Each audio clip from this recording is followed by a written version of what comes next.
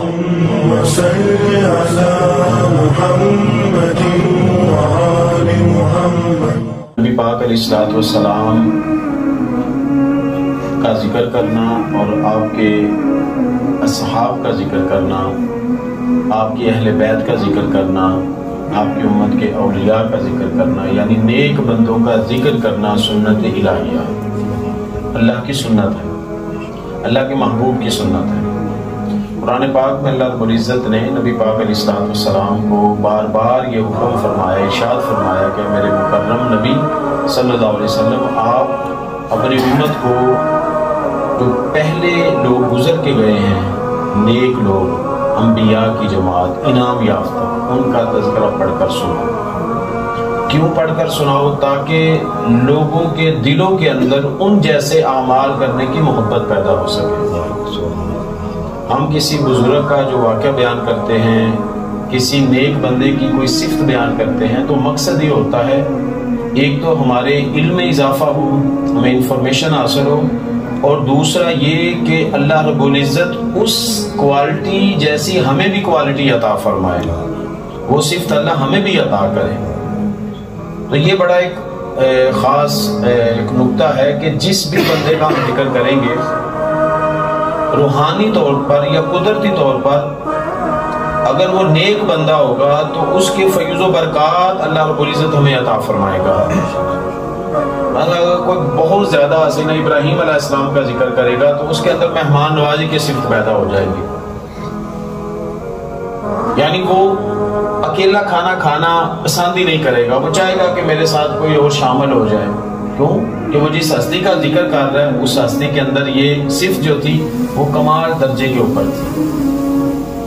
اگر آپ کسی سخی کا ذکر کر دیں گے تو سخاوت آپ کے اندر پیدا ہو جائے گی، اگر آپ کسی سچے آدمی کا ذکر کریں گے تو صداقت آپ کے اندر پیدا ہو جائے گی، اگر آپ کسی عادل حکمران کا ذکر کرنا شروع کر دیں گے تو آپ کے اندر عدالت شروع ہو جائے گی، اگر آپ کسی بہادر آدمی کا ذکر کرتے رہیں گے تو آپ کے اندر شجاعت اور بہادری پیدا ہو جائے گی، اور اگر کسی غلط بندے کا ذکر کریں گے تو زبان کے اوپر پھر ایسے ہی الفاظ آئیں گے، ایسے ہی سوچ پیدا ہوگی۔ اس طرح جس بندے کا ہم ذکر کرتے ہیں اس کی صفات، اس کی کوالٹیز جو ہیں وہ اللہ تعالیٰ کسی نہ کسی صورت میں ہمارے اندر رکھ دیتا ہے۔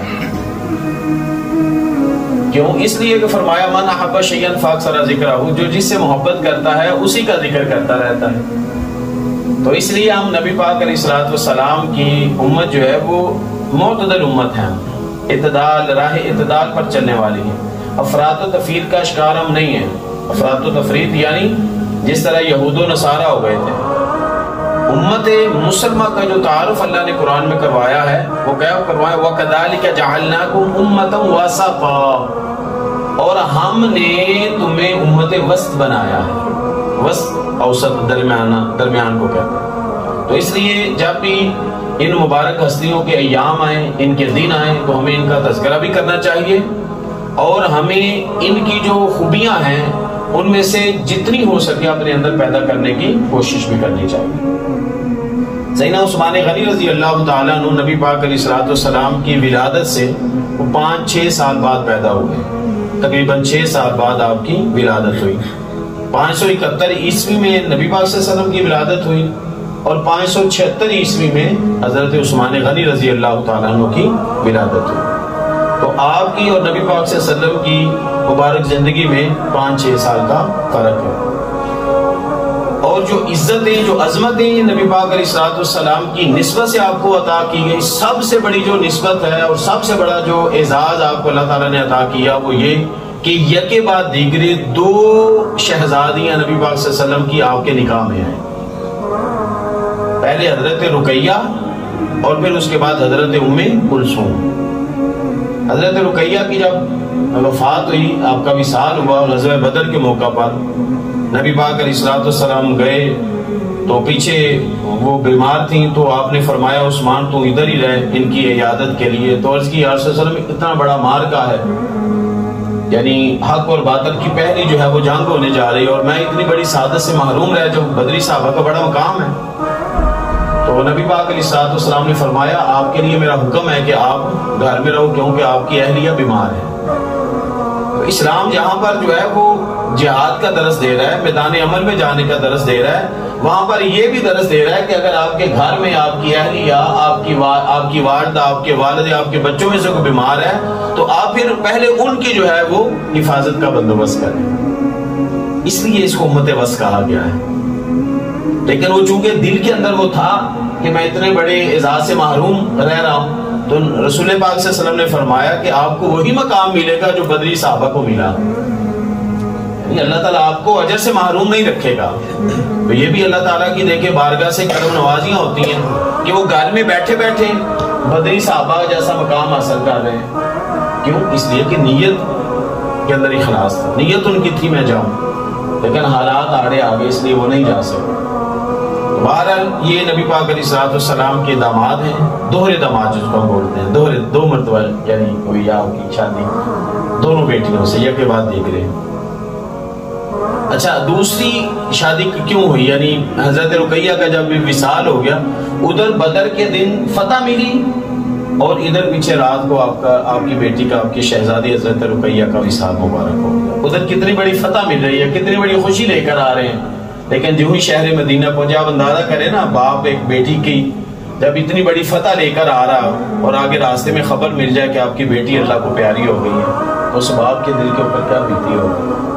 تو نبی پاک علیہ السلام کی وہ خوشی جو ہے وہ ہم اس کو بیان نہیں کر سکتے کہ کیسے پھر وہ غم کے اندر جو ہے نا وہ بدلی ہوگی، تبدیل ہوئی ہوگی۔ لیکن بہرحال وہ اللہ کی رضا پہ راضی رہنے والے ہمارے نبی، ہستیاں، عظیم ہستیاں اللہ کی رضا پہ راضی رہنے والی ہوتی ہیں۔ رسول اکرم صلی اللہ علیہ وسلم کو جب یہ خبر ملی تو آپ تشریف لائے شہر مدینہ میں، تو سیدنا عثمان غنی کو دیکھا تو ظاہر ہے ان کی اہلیہ تھی اور نسب اتنا بڑا تھا، یعنی جس کی وجہ سے وہ پریشان تھے وہ یہ تھا کہ میں ایک نسب سے محروم ہو گیا ہوں، کہ نبی پاک صلی اللہ علیہ وسلم کے ساتھ جو میرا قرابت کا رشتہ تھا نا یہ ختم ہو گیا ہے۔ اس وجہ سے وہ پریشان ہونے لگے کہ یا رسول اللہ آپ نے فرمایا کہ قیامت والے دن سب رشتے ختم ہو جائیں گے الا سببی و نسبی، سوائے میرے رشتے کے، یعنی نبی پاک صلی اللہ علیہ وسلم کے رشتے کے علاوہ، حضور کے نسب کے علاوہ سب نسب قیامت کے دن ٹوٹ جائیں گے، یہ سرکار کا فرمان ہے۔ تو سیدنا عثمان غنی رضی اللہ تعالیٰ عنہ فرمان عرض کرنے لگے یا رسول اللہ صلی اللہ علیہ وسلم میں تو اس سعادت سے معلوم ہو گیا ہوں۔ آقا کریم علیہ السلام نے فرمایا تم پریشان نہ ہو، غمگین نہ ہو، لا تحزن ولا تخف، غم نہ کر، خوف نہ کر، میری جو چھوٹی بیٹی ہے نا رقیہ سے، ام کلثوم، میں تیرا نکاح اس کے ساتھ کر دیتا ہوں۔ اتنی بڑی سعادت کائنات کے اندر، پوری دنیا کے اندر یہ واحد شخص ہے جن کو رسول اکرم علیہ السلام نے اپنی دو شہزادی ایک کے بعد دیکھ لیا تھا۔ سبحان، کتنا بڑا نسب، کتنا بڑا اعزاز۔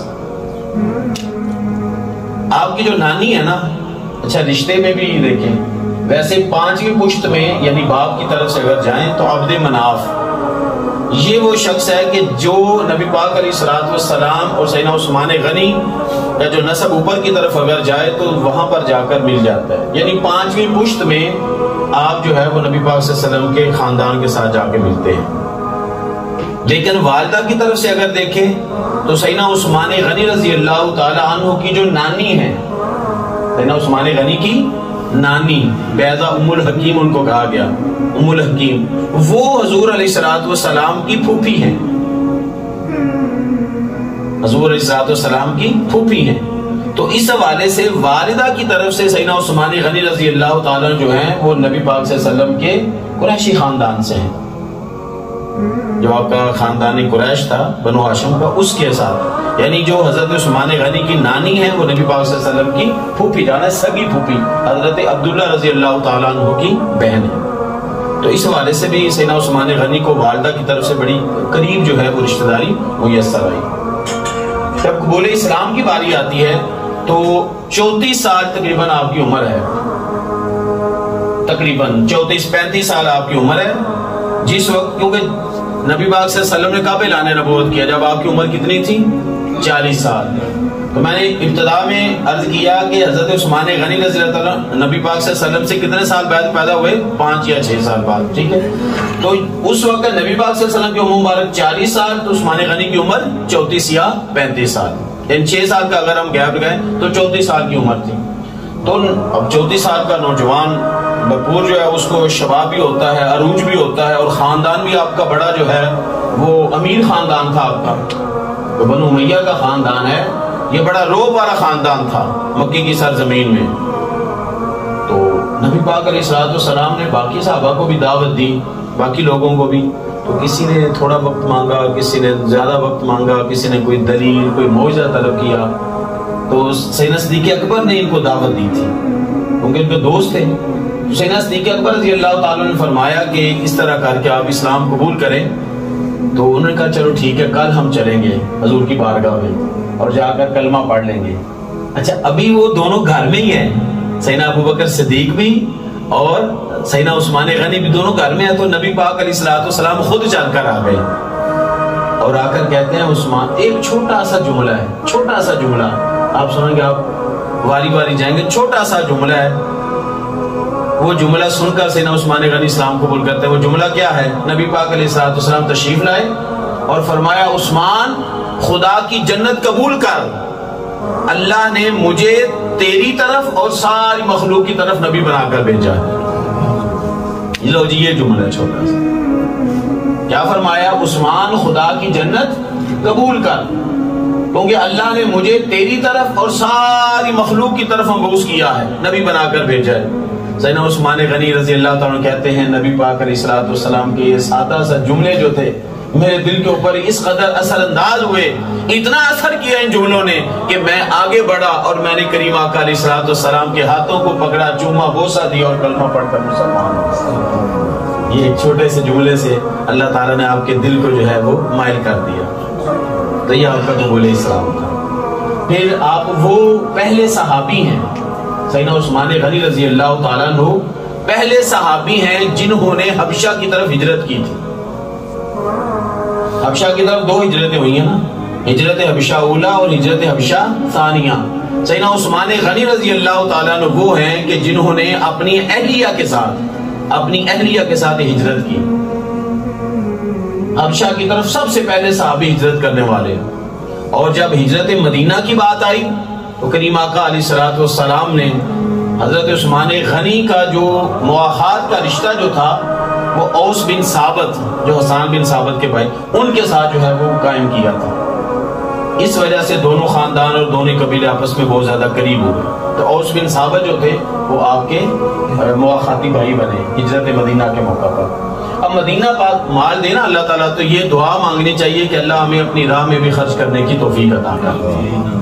جب بھی اللہ سے مال مانگے ہم دعا تو کرتے ہیں اللہم ارزقنا رزقا واسعا ورزقا کثیرا، لیکن ہمیں یہ بھی دعا ساتھ کر دینی چاہیے اللہ جتنا رزق تو حلال کا ہمیں عطا کرے وہ رزق اپنی راہ میں خرچ کرنے کی توفیق بھی عطا کر. یہ سیدنا عثمان غنی رضی اللہ، غنی کیوں کہا جاتا ہے ان کو؟ غنی یہ لقب ہے آپ کا.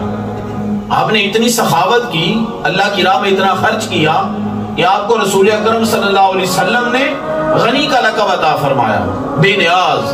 یعنی اتنا جو ہے، حالانکہ بے نیاز اللہ کی صفت ہے، اللہ صمد، اللہ بے نیاز ہے، ٹھیک ہے، لیکن آپ کو غنی کا لقب، یعنی سخی، آپ اس امت کے سخی ہیں. کنیت آپ کی ذوالنورین، 2 نوروں والے. اللہ پاک نے آپ کو اس اعتبار سے بھی رزق عطا کیا، یعنی وہ بھی رزق ہے، اچھی اولاد بھی رزق ہے، اچھی بیوی بھی رزق ہے. رزق صرف پیسے نہیں ہے، دولت نہیں ہے. علم جب نور بن جائے تو یہ بھی رزق ہے، جب عمل صالح بندہ کرتا ہے تو یہ بھی رزق ہے. ٹھیک ہے، تو رزق کی مختلف کیٹیگریز ہیں، لیکن ہم نے صرف ہمارے ذہن کے اندر یہی ہے کہ صرف رزق جو ہے وہ دولت کو کہتے ہیں. نہیں، واللہ خیر الرازقین، اس معنی میں وہاں پر جو ہے وہ رزق سے مراد جو ہے وہ دولت ہے، لیکن رزق جو ہے وہ اللہ تعالیٰ کی ہر نعمت کو کہا گیا. ہر نعمت اللہ تعالیٰ کی رزق ہے. تو سیدنا عثمان غنی رضی اللہ تعالیٰ کے پاس دولت تھی. جب آپ ہجرت مدینہ پاک تشریف لائے، ہجرت مدینہ کے بعد، تو سب سے بڑا مسئلہ آپ کو پتا لوگوں کو کیا ہوا تھا وہاں پر؟ پینے کا پانی، یہ مسئلہ تھا سب سے بڑا. اور آپ دیکھیں کہ نبی پاک علیہ الصلوۃ والسلام کے پاس جب بھی کوئی صحابی آیا نا، اس وقت یا رسول اللہ میں صدقہ کرنا چاہتا ہوں، میری والدہ فوت ہو گئی یا میرا والد فوت ہو گیا، تو سرکار دو عالم صلی اللہ علیہ وسلم فرمایا کرتے تھے کہ پانی کا کنواں کھدوا دو. ام سعد مشہور واقعہ ہے، جب ان کی والدہ فوت ہوئی تو وہ سرکار کی پاک بارگاہ میں حاضر ہوئی، یا رسول اللہ علیہ وسلم والدہ فوت ہو گئی ہیں، میں چاہتا ہوں کہ ان کے لیے کوئی صدقہ جاریہ بن جائے۔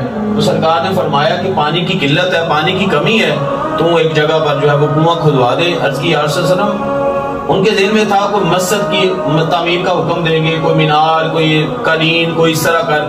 سرکار نے فرمایا نہیں، وہ جو راستے میں پانی کا کنواں کھدوا دو گے نا، کیونکہ پانی کی قلت ہے، تو راستے میں جاتا ہوا کوئی مسافر پانی پیے گا، اللہ تیری والدہ کو ثواب عطا کرے گا۔ کوئی جانور پانی پیے گا، اللہ تیری والدہ کو ثواب عطا کرے گا۔ کوئی پرندہ پانی پیے گا، اللہ تیری والدہ کو ثواب عطا کرے گا۔ تو سرکار خود وہاں پر تشریف لے کر گئے اور فرمایا یہ سعد آج کے بعد تیرا خون نہیں ہے، تیرا کنواں نہیں ہے، یہ تیری والدہ کی ملکیت ہو گیا ہے۔ اب جب تک یہاں سے مخلوق خدا سیراب ہوتی رہے گی، تب تک اللہ تیری والدہ کو قبر کے اندر اجر عطا فرماتا رہے گا۔ ام سعد، تو یہ حضرت سعد رضی اللہ تعالیٰ کو یہ اعزاز تھا۔ اور یہ جو مدینہ پاک کے اندر دیکھیے دولت اس وقت، آج 1 ملین کرونے کی بڑی اہمیت ہے یہاں پر، 1 ملین کرونا اور 12 ملین کرونا۔ سیدنا عثمان غنی اس سے بھی زیادہ مالدار تھے، اس سے بھی زیادہ مالدار۔ دولت بڑوں کے پاس ہوتی ہے، خرچ کرنے کا جذبہ اللہ کسی کسی کو عطا کرتا ہے، ٹھیک ہے۔ تو انہوں نے دیکھا کہ لوگ جو ہیں بیچارے پریشان ہیں، باقی سارا پانی جو ہے وہ کھارا ہے، میٹھے کا ایک ہی کنواں ہے میٹھے پانی کا، اور وہ ایک یہودی کی ملکیت ہے۔ پہلے لوگ مسلمان جو تھے اس سے خریدتے تھے پانی پیسے دے کے، سیدنا عثمان غنی سے رہا نہ گیا۔ انہوں نے کہا یہ دولت میری کس کام آئے گی اگر مسلمانوں کے کام نہیں آنی، اگر غلامان مصطفیٰ کے کام نہیں آنی، نبی کے ماننے والوں کے کام نہیں آنی، تو یہ دولت کا میں کیا کروں گا۔ 12,000 درہم لے کر سیدنا عثمان غنی رضی اللہ تعالیٰ نے فرمایا کہ وہ مجھے خرید دے۔ وہ پہلے نہیں دیتا تھا، پھر آدھا اس نے کہا کہ ایک دن جو ہے وہ آپ پانی استعمال کریں گے، دوسرے دن میں پانی، میرے یعنی میرا قبضہ ہوگا اس کے اوپر۔ آپ نے فرمایا ٹھیک ہے، تو 12,000 درہم آپ نے دیے، یعنی میں اس وقت 12 ملین کروڑ کی بات کرتا ہوں، اگر یہ بھی تھوڑے ہیں، اتنی اس وقت ویلیو تھی۔ تو سیدنا عثمان غنی رضی اللہ تعالیٰ کا جس دن ہوتا نا آپ کا یعنی تصرف ہوتا اس کے اوپر، آپ کی ملکیت اونرشپ ہوتی، تو آپ فرماتے کہ مسلمان پانی کے برتن بھر لو۔ تو جب یہودی کا دن آتا تو وہاں پر کوئی بھی مسلمان پانی نہیں لے جاتا تھا، تو اس کو نقصان ہوا۔ اس نے کہا یار یہ تو صرف مالدار ہی نہیں ہے، ذہین بھی بڑا ہے۔ تو پھر اس نے کہا بھائی یہ جو آدھا ہے نا باقی جو وہ بھی تم خرید لو۔ تو پھر 8,000 درہم اور دیے سیدنا عثمان غنی نے، ٹوٹل 20,000 درہم میں آپ نے پھر جو ہے وہ کنواں خرید کر، پھر یہ نہیں کہا کہ میں مسلمانوں کو سستے داموں بیچوں گا۔ اللہ اکبر، سخاوت اس کو کہتے ہیں، یہ ہے سخاوت۔ آپ نے خرید لیا نا تو آپ یہ بھی کہہ سکتے تھے کہ وہ اگر 2 درہم کا دیتا ہے میں تمہیں 1 درہم کا دوں گا، اور یہ جائز ہوتا آپ کے لیے، آدھی قیمت کا پرائس کم کر دیتا۔ لیکن آپ نے کیا کہا، نہیں، مسلمانوں کے حالات تنگ ہیں، ہجرت کر کے آئے ہیں، اپنا گھر بار چھوڑ کے آئے ہیں، بیوی بچے قربان کر کے، اپنی جائیدادیں اللہ اور اللہ کے نبی کے حکم پر چھوڑ کر آئے ہیں۔ تو عثمان اگر تیرے پاس اتنی دولت ہے تو پھر آج مصطفیٰ کے قدموں پر قربان کر دے۔ تو سیدنا عثمان غنی نے پھر وہ سارا کنواں جو تھا نا وہ مسلمانوں کے لیے وقف کر دیا تھا۔ سبحان اللہ، یہ سب سے پہلے آپ کی سخاوت تھی۔ اور دیکھیں نا پھر آقا کریم علیہ الصلوۃ والسلام کے امتیوں کے لیے جو وہ اتنا درد رکھتا ہے، پھر حضور کے دل میں بھی اس کے لیے کتنا پیار ہوگا، آپ یہیں سے اندازہ کر لیجیے۔ اور سب سے بڑی سخاوت جو آپ نے کی نا، غزوہ تبوک، غزوہ اس کو جیش العسرہ بھی کہتے ہیں۔ کیا کہتے ہیں؟ جیش العسرہ۔ قرآن کی آیت ہے ان مع العسر یسرا۔ عسر کس کو بولتے ہیں؟ تنگی کو۔ اور یسر کس کو بولتے ہیں؟ آسانی کو۔ 2 مرتبہ اللہ نے ایک ہی صورت میں اکٹھا فرمایا، ان مع العسر یسرا، بے شک تنگی کے بعد آسانی، بے شک تنگی کے بعد آسانی۔ ہم تنگی کے اندر آنا نہیں چاہتے، آسانی ہم حاصل کرنا چاہتے ہیں، نماز کی طرف آنا نہیں چاہتے، جنت کی طرف لے کر بیٹھے۔ وہ کہتے ہیں جو بندہ اپنے گھر کے قریب جو مسجد ہے وہاں پر جانا نہیں پسند کرتا، وہ اتنی دور جو رب کی جنت ہے وہاں پر امید لگا کر بیٹھا ہے۔ تو تنگی تھوڑی سی برداشت۔ اللہ کہتا ہے ان مع العسر یسرا، اگر آسانی چاہتے ہو، اگر کامیابی چاہتے ہو تو اس کے پیچھے محنت کرو، محنت کرو۔ ہم محنت نہیں کرتے، ہم حسد کرتے ہیں، اس وجہ سے مار کھا جاتے ہیں، ڈوب جاتے ہیں، پیچھے رہ جاتے ہیں۔ اور یہ قومیں ترقی کر کے چلی گئی آگے، ہم ہاتھ پہ ہاتھ دھرے بیٹھے رہتے ہیں۔ اس لیے ہر میدان کے اندر ہمیں محنت کرنے کی ضرورت. دیکھیے ابھی تھوڑی دیر کے لیے سوچیے, اگر اس وقت سیدنا عثمان غنی کے پاس پیسہ دولت نہ ہوتی تو وہ مسلمان کتنے مجبور ہو کر یہودی سے وہ پانی خریدتے, اور کتنا مسلمانوں کا جو ہے وہ مالی فائنینشیل اعتبار سے کمزور ہو جاتے. اور پھر غزوہ بدر کے اوپر جو ہے وہ مسلمانوں کو ہتھیاروں کی ضرورت تھی, تو وہ جو مسلمانوں نے وہاں پر سیونگ کی سیدنا عثمان غنی نے, یعنی ان کے پیسے بچائے, اور اس سے مسلمانوں نے جتنا ہو سکے ہتھیار خریدے, اور اسے پھر اللہ پاک نے بدر کے مقام پر جو ہے وہ فتح عطا فرمایا. حالانکہ ہتھیاروں سے فتح نہیں ملی تھی, لیکن یہ ضروری ہے. وَأَعِدُّوا لَهُم مَّا اسْتَطَعْتُم مِّن قُوَّةٍ وَمِن رِّبَاطِ الْخَيْلِ. اس وقت گھوڑوں کے ذریعے ہوتا تھا جہاد, جنگی ساز و سامان کے اندر گھوڑے, اللہ نے گھوڑوں کا ذکر کیا ہے کہ اپنی جو ہے وہ طاقت تیار رکھو, ہر وقت تیار رکھو. وَأَعِدُّوا لَهُم مَّا اسْتَطَعْتُم مِّن قُوَّةٍ, اپنی قوت کو, اپنی طاقت کو کبھی کمزور نہ ہونے دو. تو طاقت اور قوت ہر اعتبار سے ہوتی ہے, جسمانی اعتبار سے بھی, فائنینشیل اعتبار سے بھی, ذہنی اعتبار سے بھی. یعنی ذہنی اعتبار سے بھی بندہ جو ہے وہ طاقتور ہونا چاہیے, اچھے فیصلے پر وقت فیصلے کر سکے. بدر کے مقام پر, بدر کنواں ہے نا, سب کو معلوم ہے اس کو, اس لیے غزوہ بدر کنواں ہے, وہاں پر سرکار نے جو ہے نا وہ پڑاؤ ڈالا, تو اس لیے اس کا نام جو ہے وہ غزوہ بدر پڑ گیا. احد کا میدان تھا, اس لیے احد جو ہے وہ اس کا نام رکھا گیا. تو غزوہ تبوک جو ہے یہ 9 ہجری کے اندر ہوا, اور فتح مکہ کب ہوا ہے؟ 8 ہجری میں. ہمارے ساتھ ساتھ چلیے گا, تھوڑی تاریخ بھی میں ٹچ کر رہا ہوں, انفارمیشن, کائنڈ انفارمیشن ہمیں پتہ ہونا چاہیے. 8 ہجری میں مکہ فتح ہوا, اور کتنا لشکر ہے جب نبی پاک صلی اللہ علیہ وسلم گئے تھے؟ 10,000. کتنا؟ 10,000. 1 سال بعد کیسے روم جو تھا, روم کا بادشاہ, وہ کہتا ہے یہ تو مسلمان پھیلتے جا رہے ہیں, ان کو تو میں ختم کروں. روم کا بادشاہ جو تھا اپنی پوری فوج لے کر آ گیا نبی پاک صلی اللہ علیہ وسلم اور مسلمانوں کے اوپر چڑھائی کرنے کے لیے. نبی پاک صلی اللہ علیہ وسلم نے فرمایا کہ اس وقت اسلام کو تمہاری ضرورت ہے, اس وقت اسلام کو تمہاری ضرورت ہے. وہاں پر سب صحابہ نے آگے بڑھ کر جو ہے وہ اظہار کا جذبہ جو تھا اس کے تحت اپنا مال پیش کیا. عثمان غنی کھڑے ہوئے. ابن سعد لکھتا ہے, ابن سعد بہت بڑا مورخ ہے, تاریخ لکھتا ہے, طبقات اس کی کتاب ہے, طبقات ابن سعد تاریخ کے اندر بہت مشہور کتاب ہے سیرت کے اوپر. تو یہ کہتا ہے کہ اس وقت 40,000 لوگ تھے صحابہ کرام. کتنے؟ 40,000. 30,000 پیدل اور 10,000 سوار. یہ مسلمانوں کا لشکر ہے, اور اس کے مقابلے میں وہ لاکھوں کی تعداد میں تھا. کیسے؟ روم لاکھوں کی تعداد میں. تو اس وقت آپ اندازہ کریں سیدنا عثمان غنی رضی اللہ تعالیٰ عنہ نے کیا پیش کیا تھا؟ 1,000 اونٹ. سبحان اللہ. کتنے؟ سارے بولیے کتنے؟ اس وجہ سے میں کہنا کہ اللہ سانو یہ جذبہ عطا فرمائے. گل بیان کرنے کا مقصد یہ کہ سانو ہی جدوں اسی ویکھے نا کوئی انسانیت مرن رہی ہے بھوک دے نال, تے انہاں نوں ضرورت ہے ساڈے پیسے دی, ساڈی ہمت دی, ساڈے حوصلے دی. اسی ایک لفظ ہی بول دئیے اگلے واسطے بڑی ہمت بن جاندی ہے, وہ کراسے چوں نکل ہوندا ہے. 1,000 اونٹ, 70 گھوڑے تے 1,000 درہم آپ نے اس وقت خرچ کیتا. تے اس تو علاوہ قربان جاواں جے دے اوتے نبی پاک صلی اللہ علیہ وسلم نے آپ نے اتنی بڑی بشارت دیتی.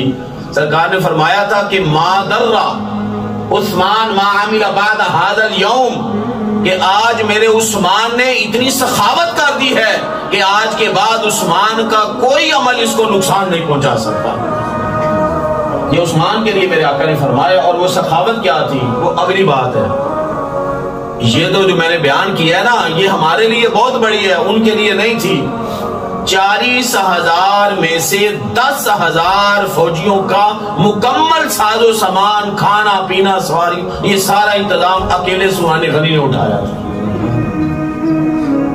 more than 1/3 سولجر جو تھے, 1/3 سے زیادہ جو سولجر تھے ان کا اکیلے تنہا سیدنا عثمان غنی نے خرچہ اٹھایا تھا. ایون کہ ابن سعد کی روایت کے اندر آتا ہے, بلکہ سیرت اعلام النبلاء ایک اور سیرت کی کتاب ہے, اس کے اندر ہے کہ فوجی کے بوٹ کا جو تسمہ تھا نا, تسمہ, وہ بھی سیدنا عثمان غنی نے سخاوت کی. یعنی اس قدر آپ نے جو ہے نا وہ سارے کا سارا مال خرچ کر دیا تھا, اس قدر آپ نے اسلام کو جو ہے نا سپورٹ کی ہے. لیکن دیکھیے وہ پھر اللہ پاک نے فتح عطا فرمایا نا اس غزوے کے اندر. اس لیے اس کو غزوہ تبوک اور جیش العسرہ کہتے ہیں. گرمی کے عالم میں تھا, کھانے پینے کا جو سامان تھا بہت تھوڑا تھا, تو یہاں پر سیدنا عثمان غنی رضی اللہ تعالیٰ, اور یہ امبیسڈر بنے تھے. عثمان غنی امبیسڈر تھے, نبی پاک صلی اللہ علیہ وسلم کے امبیسڈر, سفیر تھے. جب پہلی مرتبہ ہجرت کے بعد عمرے کے لیے مسلمان گئے تو وہ 6 ہجری تھی, 6 ہجری. تو حدیبیہ کے مقام پر آپ نے پڑھاؤ کیا, جہاں پر صلح حدیبیہ ہوئی. تو عثمان غنی مکہ کے اندر گئے. سرکار نے 1400 صاحب, اس وقت 1400 صحابہ تھے جو آپ کے ساتھ بھیجا ان کو کہ جاؤ. اب اللہ تعالیٰ آپ سب کو بھی زیارت بار بار عطا فرمائے, جتنے بیٹھے سن رہے ہیں, جو سنے اللہ پاک سب کو عطا فرمائے, بار بار بادب زیارت اور حاضری عطا فرمائے. چونکہ ان کے تعلقات تھے, بہت بڑے بزنس مین تھے سیدنا عثمان غنی, تو انہوں نے کہا کہ عثمان اس سال تو ہم جو ہے وہ مختصر کر رہے ہیں, اس سال تو جو ہے وہ ہم مسلمانوں کو عمرہ نہیں کرنے دیں گے, تم آ گئے چلو تم کر لو. تو یہ عشق آپ کا دیکھیے, حضور علیہ الصلوۃ والسلام کی ذات کے ساتھ عشق دیکھیے کہ سیدنا عثمان غنی کہتے ہیں نہیں, خدا کی عزت کی قسم, اللہ کی قسم اٹھا کر کہتے ہیں واللہ لا اطوف بی حتی یطوف بی رسول اللہ صلی اللہ علیہ وسلم, فرمایا مجھے اس اللہ کی عزت کی قسم جس کے قبضہ قدرت میں میری جان ہے, جب تک محمد مصطفیٰ اس گھر کا طواف نہیں کریں گے, عثمان اس گھر کا طواف نہیں کریں گے. طواف کو قربان کر دیا, فرمایا نہیں, جب تک میرے مصطفیٰ نہیں آئیں گے میں طواف نہیں کر سکتا. کیا اچھا لوگ نا چھوٹی چھوٹی باتیں دلیلہ مانگتے ہیں, ایسے جلسہ کریے میرا شریف دا ربیع الاول, لوگ دلیل مانگتے ہیں جی کہاں لکھا ہوا ہے. تو میں ان سے یہ پوچھتا ہوں کہ سیدنا عثمان غنی نے یہ جو انکار کیا تھا بیت اللہ کے طواف کرنے کا, عمرہ کرنے کا, یہ کہاں لکھا ہوا ہے؟ کیا اللہ نے منع کیا تھا؟ اللہ نے منع کیا تھا؟ نبی پاک نے منع کیا تھا. تو پھر عثمان غنی نے کیوں انکار کیا تھا؟ اس لیے کہ اس وقت ان کا عشق اس بات کی خمازی کر رہا تھا کہ کافروں کو پتہ چلنا چاہیے کہ عثمان کے دل کے اندر عشق مصطفیٰ اتنا ہے, عثمان کے دل کے اندر محبت مصطفیٰ اتنی ہے کہ جب تک بیت اللہ کا طواف مصطفیٰ نہیں کریں گے, جب تک نبی نہیں کریں گے, امتی نہیں کر سکتا. انہوں نے اپنے عشق کا اظہار کیا تھا اور بات کوئی بھی نہیں تھی. ایسے ہی عشق کا اظہار ہم کرتے ہیں ربیع الاول کا جلوس نکال کر, ایسے ہی محبت کا اظہار ہم کرتے ہیں میلاد شریف کا جلسہ کر کے. ٹھیک ہے, تو اس لیے کبھی کبھی انسان کے سامنے دلیلیں نہیں ہوتی, سب سے بڑی دلیل عشق کی ہوتی ہے. اور پھر آگے دیکھیں میرے آقا پھر اجر کتنا عطا کرتے ہیں.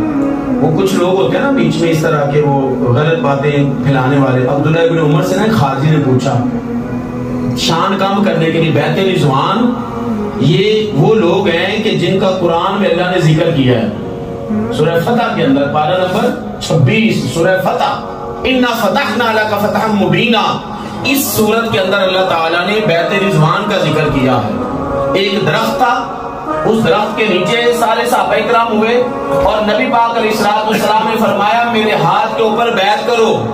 اور وہ بیعت کیا تھی پتہ چلا تھا, خبر مشہور ہو گئی تھی کہ نعوذ باللہ عثمان غنی کو مکہ کے کافروں نے شہید کر دیا ہے.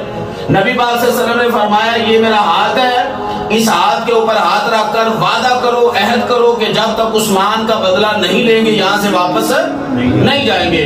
تو وہ بڑے اللہ نے فرمان کے بارے میں لقد رضی اللہ عن المؤمنین اذ یبایعونک تحت الشجرۃ, اللہ فرماتا ہے قرآن کے اندر کہ میں ان لوگوں سے راضی ہو گیا ہوں. لقد رضی اللہ عن المؤمنین, ان مومنوں سے راضی ہو گیا ہوں جنہوں نے درخت کے نیچے آپ کے ہاتھ پر بیعت کی ہے. اب وہ جو خارجی تھا نا شخص, اس کے دل میں عثمان غنی کی محبت نہیں تھی, بغض تھا. وہ عبداللہ بن عمر کے پاس آیا اور کہنے لگا کہ یہ آپ کو پتا ہے کہ عثمان غنی تو ان کے اندر شامل نہیں تھے, بیت رضوان والوں میں شامل. مقصد اس کا یہ تھا کہ عثمان غنی کو مائنس کر دے, بیت رضوان والوں سے مائنس کر دے. تو عبداللہ ابن عمر نے کتنا خوبصورت جواب دیا. یہ سوچ ہمیں بھی پیدا کرنی چاہیے, جب ہمارے سامنے کوئی کسی کی نفی کردہ ہونا تو ہمیں اس کے سامنے کوئی نہ کوئی خوبی بیان کر دینی چاہیے. یہ حسد کا یہی ایک علاج ہے. اب آپ نے جب دیکھا کہ وہ شخص کے دل کے اندر عثمان غنی کیا وہ جو تھوڑی نفرت آ رہی ہے اور اس نے نفی کر رہا ہے کہ بیت رضوان والوں میں شامل نہیں تھے, تو آپ نے بڑا خوبصورت جواب دیا. آپ نے فرمایا ہاں وہ موجود نہیں تھے, لیکن اس وقت عثمان غنی کی جگہ پر وہ شخصیت تھی جس کا ہاتھ کائنات کے اندر سب ہاتھوں سے بلند تھا، اور پھر وہ ہاتھ جس کو اللہ نے اپنا ہاتھ کہا، ید اللہ فوق ایدیہم۔ یہ دیکھیں میری طرف، یہ بیعت بھلا کیسے ہوئی تھی؟ آج کل ہم اپنے مرشد کی بیعت کرتے ہیں ہاتھوں میں ہاتھ دے کے، ایسے ہاتھ ملاتے ہیں، وہ کہتے ہیں کہ آپ کلمہ پڑھیں، نماز پڑھیں گے، زکوٰۃ یعنی ارکان اسلام کا ذکر کرتے ہیں، بیعت لیتے ہیں باقاعدہ، حلال کمائیں گے، حرام سے بچیں گے، سچ بولیں گے، جھوٹ سے بچیں گے، یہ تلقین کرتے ہیں۔ نبی پاک صلی اللہ علیہ وسلم اس وقت بیعت کیا لی تھی؟ نبی پاک کے نیچے ہاتھ تھا آپ کا، اوپر صحابہ کرام ہاتھ رکھ رہے تھے، اور جو نہیں پہنچ رہے تھے وہ ایک دوسرے کے اوپر ہاتھ رکھ رہے تھے۔ سب سے آخر میں نبی پاک نے اپنا ہاتھ رکھا، تو نیچے بھی مصطفیٰ کا ہاتھ، اوپر بھی نبی کا ہاتھ، لیکن رب نے کیا فرمایا؟ رب نے صحابہ کرام کو ایک نئی اسٹرینتھ، ایک طاقت، ایک قوت دی، ایمان کے اندر ان کا ایک جو ہے نا وہ زیادتی اس طرح کر دی۔ فرمایا اے میرے مصطفیٰ کے صحابہ، یہ نہ سمجھنا کہ یہ جو اوپر والا ہاتھ ہے یہ مصطفیٰ کا ہاتھ ہے، فرمایا ید اللہ فوق ایدیہم، یہ جو اوپر والا ہاتھ ہے نا یہ مصطفیٰ کا نہیں، یہ خدا کا ہاتھ ہے۔ تو اپنے ہاتھ کو مصطفیٰ نے عثمان کا ہاتھ کہا، اور اللہ نے مصطفیٰ کے ہاتھ کو اپنا ہاتھ کہا۔ تو پھر وہ شخص جو تھا نا وہ بیچارہ ایسے نمری ہوا کے بعد چلا گیا۔ تو پھر ایسا بھی یعنی ہمیں جواب جو ہے نا وہ دینا چاہیے کبھی، کہ تاکہ کسی کے دل کے اندر صحابہ کی جو ہے وہ محبت کم نہ ہونے پائے۔ اور آخر میں بس چونکہ ٹائم ہو چکا ہے، تو آپ کا جو شہادت کا دن ہے، مراکو موجودہ مراکو سے لے کر کابل افغانستان، یہ آپ کے دور میں علاقہ فتح ہوا، یعنی آپ اتنی بڑی سلطنت کے امیر تھے۔